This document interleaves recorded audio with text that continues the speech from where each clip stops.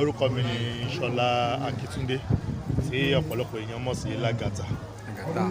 Tàbá ní ká wò eré orí ìtàgé báwo lẹ ṣe bẹ̀rẹ̀ kí ló sún dé díẹ̀? Eré orí ìtàgé yìí ló ti pẹ́ tí mo ti bẹ̀rẹ̀ náà. Tó sún mi níbẹ̀ ni pé ìfẹ́ tí mo ní sí eré orí ìtàgé gẹ́gẹ́ bí òṣèré amóhùnmáwòrán, so nǹkan tó sún mi débẹ̀ gangan láti lè máa pass àwọn mẹ́sáàgì kan fún àwọn èèyàn ní ilé.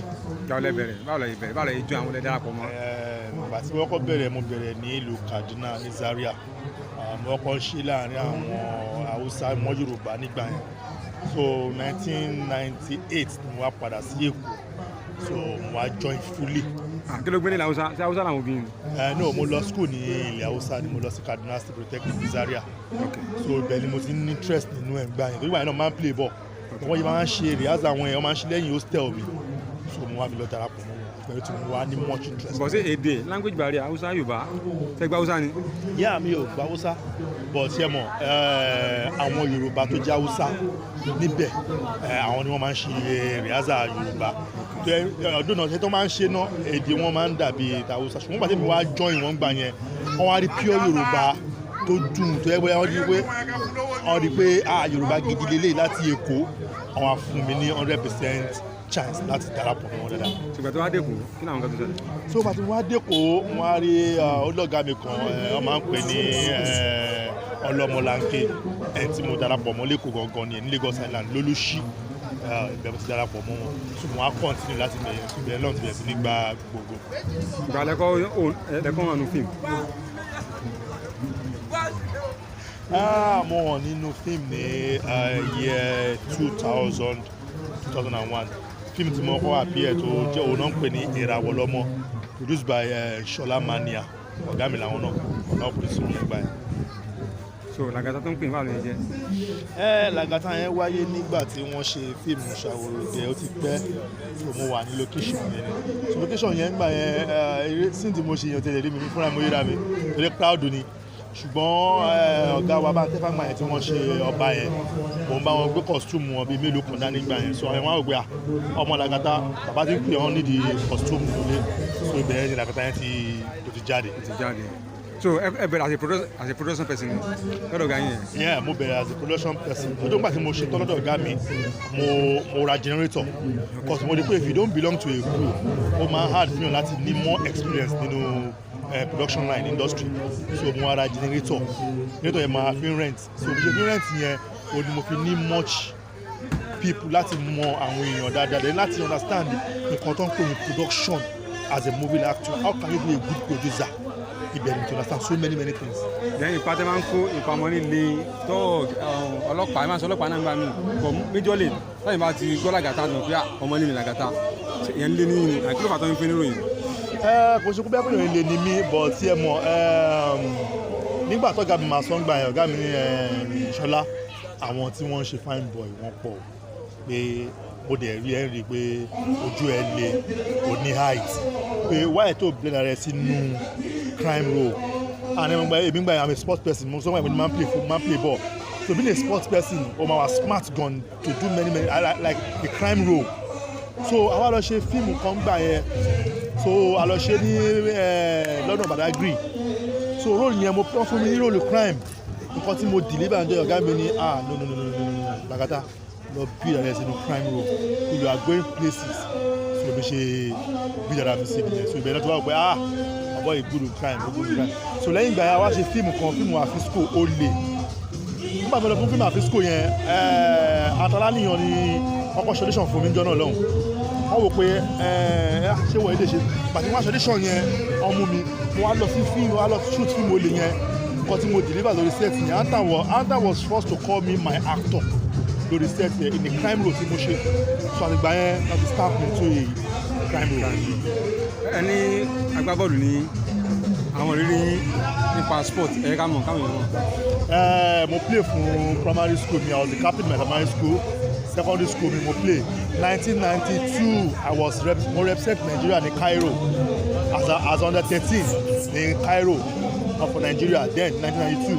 1993 I was the one that mo jẹ́ kí Ogun State win ní Houston match ní Enugu, àgbẹ̀ èmi mo ná Lagos State ní final 2-1 tó ná Lagos State 1993 yẹn èmi mo score goal méjèèjì so injury later knock me out ankle injury mi ló knock me out nínú football nígbà tí ọmọ mi ní Cairo ní kíní so mo lọ fún training tí ìbẹ̀rẹ̀ tẹ̀bí tí mo máa ń yọ kóòsì yẹn ò lè sunkún jọ́nà lọ́hùn torí bí ṣe sọ yìí gan-an kóòsì mi ò lè sunkún jọ́nà lọ́hùn pé you are a very good footballer but later mo padà mo lọ sí ní Kwara mo join mo play ní Manila lójú ní Ìjẹ̀bú-Òde fún club Manila club mo play fún wọn fún Manila mo lọ sí Ogun State náà mo play fún club kan náà ní Ìlọrin pẹ̀lú ibẹ̀ ni pé injury yẹn kò help mi mọ́ so mo kọ drop out. níta ìgbà yẹn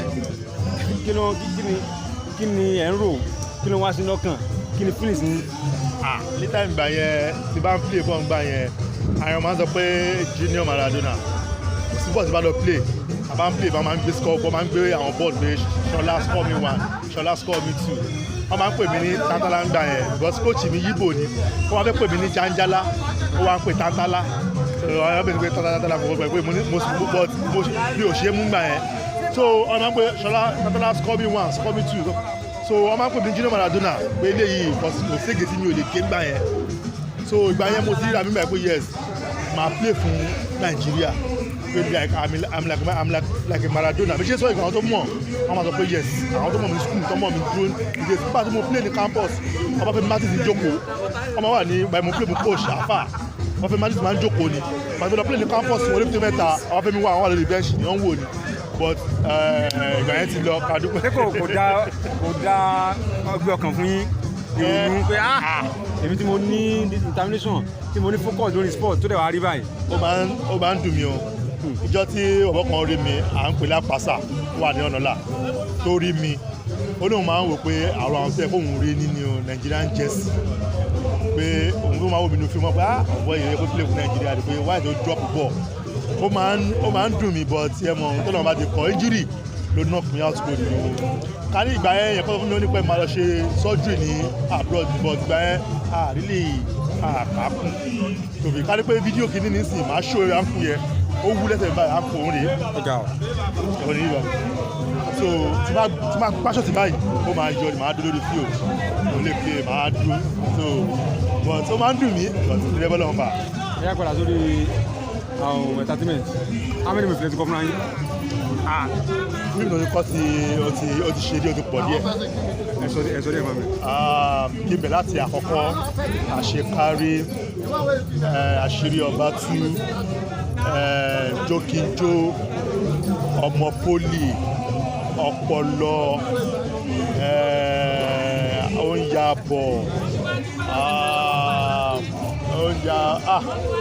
ó ti pọ̀ tàlàbà bọ̀. nínú gbogbo eré yẹn èwo ni ó wà stand ẹ̀yìn náà pé ilé wà stand nínú movie. gbogbo eré tí mo ti ṣe tí má kàn mú ètò jẹ́ message Ọlọ́run fi rán mi máa mú lẹ́gíọ́nì but èyí tó gbérawọ̀ mi jáde dáadáa jù tó jẹ́ òun ni jókíjó because it's just dance movie ni it's an academic dance movie tó yẹ pé even gan gbàtọ́ náà fún mi ní àwọ̀dì Kenya gan mi mọ̀ it was later ẹ̀kọ́ tó ń gbà pé Lagata ọ̀nà mi ti fíìmù mi ní Kenya mo ní àfihàn mọ́ ọ wá ní lọ́wọ́ orí net ọkọ̀ bẹ́ẹ̀ ó wà lórí net ọkọ̀ bẹ́ẹ̀ mo ní mi ò mọ̀ so jókíjó but a message movie from God like a Christian film lẹ́gíọ́nì. irú èèyàn wo ni Lagata. Lagata jẹ́ èèyàn tí a gentle person a fearing God person. Lagata mo sọ kò ń ṣe Ṣọlá Akintunde o. ok Lagata jẹ́ èèyàn tí ó jẹ́ alágídí akíkanjú èèyàn tí ó dẹ̀ gba gbẹ̀rẹ̀ tí ó gba shit jẹ́ pé a very hard person very very hard man so èèyàn tí Lagata jẹ́ that's Lagata o. èèyàn wa ni Ṣọlá Akintunde jẹ́ èèyàn kan tó yẹ pé a very gentle man easy going person a God fearing tó jẹ́ pé àwọn tó mọ̀ ọmọ ìjọ mímọ́ ni mí celestial church of Christ member tó dẹ̀ jẹ́ alàgbà tó máa ń wàásù lórí àga wàásù ó ní Ṣọlá Akintunde Lagata jẹ́. kò tí múra yín bí ó bọ̀ sí nínà ẹ lè yọ pé ẹ máa ń wàásù. ẹ ṣe nítorí ibi tí industry wa gbà nìyẹn tí yàn bá múra bíi born again wá ní kò sí ní gbà tí àwọn mẹ́rí ìgbà kan wà ẹ bá wò mí ta ẹ̀rí bí mo dá àwọn kan báyìí wọn wá ní Lagata wọn máa ṣe àwọn nǹkan tó le mọ́ ọ̀rọ̀ bẹ́ẹ̀ bọ̀ ní sinmi tó bẹ̀ sí múra yẹn padà wọn á ra wọn ṣe gbà lọ bẹ́ẹ̀ so mo wá rí pé ohun táyé bá ń rí aláyé fi ń pèèyàn ohun tó bá ń rí nínú chọ́ọ̀chì náà ká bá fi wà tó Ọlọ́run. pé kò wá di sí Ọlọ́run lọ́wọ́ kò dira wọn lọ́wọ́. Ọlọ́run mọṣẹ́ tí mo ṣe inú mi lọ́lọ́run wà Ọlọ́run ò sí lójú ìta inú mi ló ń rí tó mọ̀ pé mi ṣiṣẹ́ mi ṣe aburú mi lẹ́ ṣe kà fọ́mọlá kejì mi so tọ́lọ́run mú. ìbára yẹn kò pẹ̀lú àwọn obìnrin mélòó ló wà ní báyìí. àánú ìyàwó mi kan yẹn kan mo ní o. àwọn mẹ̀lẹ́ ń kọ́ mélòó lẹ́. àwọn ìyàwó mi kan ni mo ní. bàbá rẹ̀ kò pẹ̀lú àwọn mẹ̀lẹ́.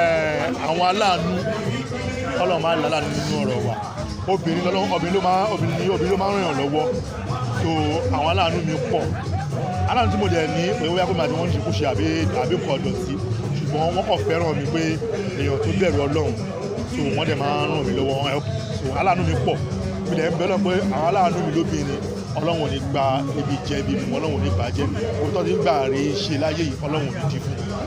kí ló jẹ́ ọ̀lẹ́ fẹ́ràn. oúnjẹ ìlú mi ni ìkọ́kọrẹ́ ni mo àti ìbíríkò. kí lẹ kórìíra. lóòótọ́ àwọn àyẹ̀wò máa ń kórìíra mo kórìíra nǹkan ìdọ̀tí ẹ̀gbin ṣùgbọ́n ènìyàn lè wá síwájú mi kó dàbí ẹni kórìíra ṣùgbọ́n mi ò tún kórìíra wọn torí nígbà míì wà màlẹ́kà Ọlọ́run máa ń wọ̀n sí èèyàn gẹ́gẹ́ bí ẹni ìríra ẹni kórìíra ṣùgbọ́n ìdọ̀tí ilẹ̀ ńlẹ̀ ni mo máa sọ fún ṣùgbọ́n èèyàn mi kórìíra èèyàn láyé. kí lẹ wá fẹ́ràn. mo fẹ́ràn kí wọ́n ṣàdúrà fún mi láyé. kí ló máa múnú yín dùn. ìyàwó mi. kí ló máa bà yín jẹ́. èèyàn. wá ọ̀ya fèsì. nítorí pé èèyàn ò ṣe pọ́nlé jù èèyàn máa ń àpọ́nlé ènìyàn jù wọ́n máa fi ń kó bànújẹ́ sínú ọkọ̀. kí ni ẹ lè ṣe fún yín tẹ̀lé forí yìí. èèyàn tí èèyàn tí mo ní forí jì í tí èèyàn bá bọ́ lọ́rùn. bá bọ́ lọ́rùn yìí.